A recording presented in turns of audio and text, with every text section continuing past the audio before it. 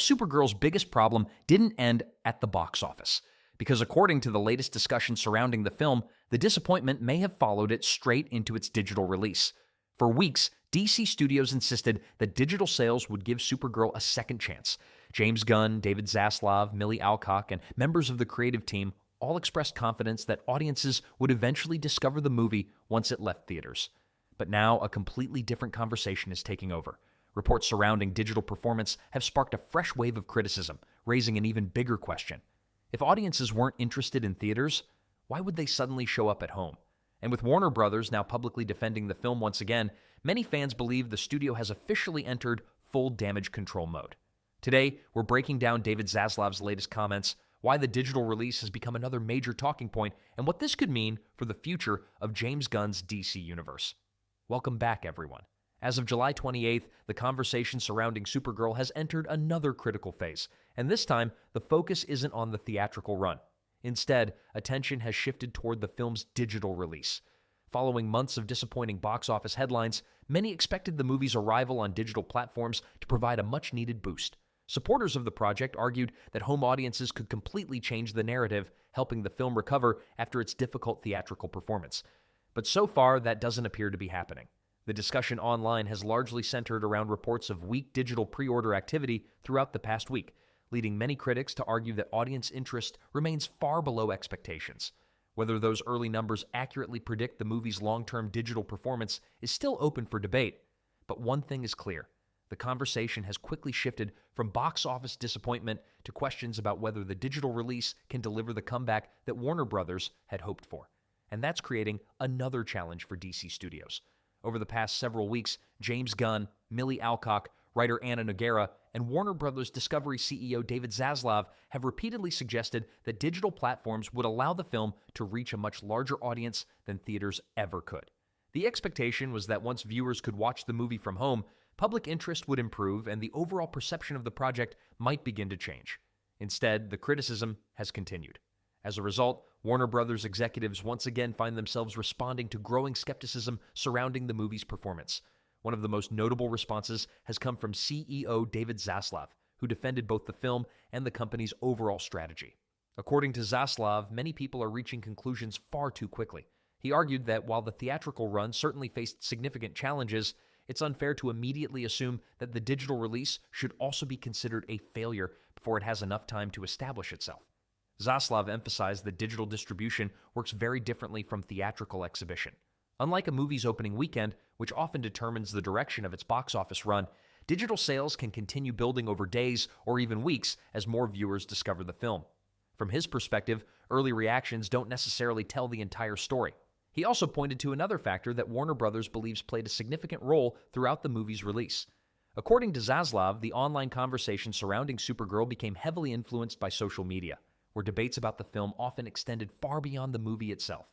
He argued that much of the discussion surrounding Millie Alcock and the project included personal attacks, misogynistic remarks, and political arguments that distracted from the film itself. In today's media environment, Zaslav suggested online perception can dramatically influence how long a movie remains successful in theaters, and that same influence can continue after a film moves to digital platforms. For that reason, Warner Brothers is asking both critics and audiences not to judge the movie's digital performance too early. According to Zaslav, the company believes the film still has time to find a larger audience before eventually making the transition to streaming. But that wasn't where Zaslav's defense ended. He went on to argue that Supergirl represents something much bigger than a single box office result. From his perspective, the film deserves far more recognition because it puts a female superhero at the center of the story and attempts to take the character in a different direction than audiences have seen before. Zaslav suggested that projects like this deserve patience rather than immediate criticism. He maintained that the studio remains confident in what James Gunn and the DC leadership are building, even if the first wave of public reaction hasn't been what they hoped for. He also repeated an argument that fans have heard several times over the past few weeks. According to Zaslav, a significant amount of negativity surrounding Supergirl wasn't driven solely by reviews of the movie itself. He claimed that online discussions became flooded with political debates and personal attacks, making it difficult for the actual film to be judged on its own merits. In his view, once that noise begins to fade, more viewers may be willing to give the movie a fair chance. Zaslav encouraged people who skipped the theatrical release to watch the film digitally before making up their minds. He argued that the movie plays an important role in the larger DC universe and that audiences will better understand Kara Zor-El's importance before she returns in Man of Tomorrow. He believes the film should be viewed as part of a much larger story rather than as a standalone project. Now, this is where many critics have pushed back. Because while Zaslav describes Supergirl as a major step forward for female-led superhero films, some fans question that argument. After all, DC has already delivered successful female-led superhero movies in the past. The first Wonder Woman remains one of the franchise's most positively received films and proved years ago that audiences are more than willing to support a compelling story centered around a female hero. Yes, Wonder Woman. 1984 received a far more mixed reception, but that doesn't erase the success of the original film. That's why some viewers find Zaslav's comments difficult to understand. Rather than presenting Supergirl as something audiences have never experienced before, critics argue that DC already established that foundation years ago. Another point raised by Warner Brothers is that many of the harshest reactions have been fueled by social media rather than the movie itself. Zaslav suggested that once viewers experience the story firsthand, some opinions may begin to change over time. Whether that actually happens remains to be seen. Because right now, the biggest challenge isn't simply changing public perception, it's convincing people to press play in the first place. And that's arguably the biggest obstacle facing the movie today. If audiences weren't interested enough to buy tickets during its theatrical run, Warner Brothers now has the difficult task of persuading those same viewers that the digital release offers a reason to revisit the film.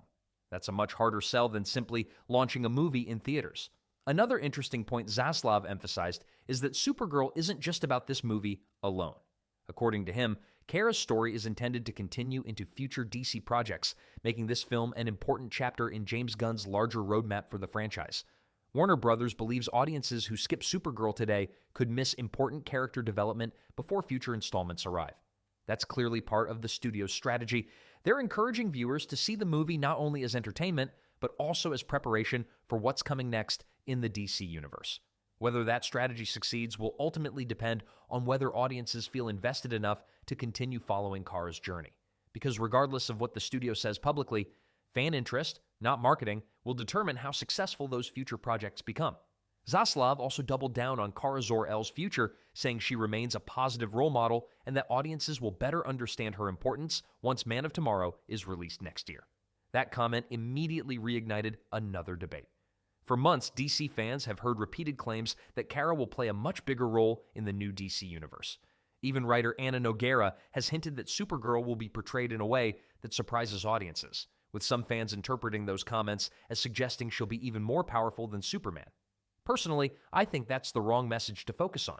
Instead of constantly talking about who's stronger, DC would probably benefit more from highlighting the story, the characters, and why audiences should be excited for the next chapter. And here's another question many fans are asking. If Supergirl struggled to connect with audiences in theaters, and if its digital release also fails to build momentum, what does that mean for the future of the DCU? Warner Brothers clearly wants people to believe this is only a temporary setback. Critics, however, argue that the studio still hasn't fully acknowledged why so many viewers chose to skip the movie in the first place. Now, all eyes turn to streaming. Since the film will eventually be included with a subscription, more people may be willing to give it a chance than they were on digital. But even then, the real test won't be how many people start the movie. It'll be how many actually finish it. Viewer retention could become just as important as total views.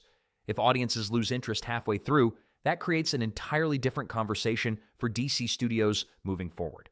At the end of the day, Warner Brothers remains confident that Supergirl can still find a larger audience. Whether that optimism proves correct is something we'll all be watching closely over the coming weeks. So what do you think? Can Supergirl still recover through streaming, or has the damage already been done? Let me know your thoughts in the comments below. If you enjoyed today's video, don't forget to leave a like, subscribe to The Woke Watch, and I'll see you in the next one.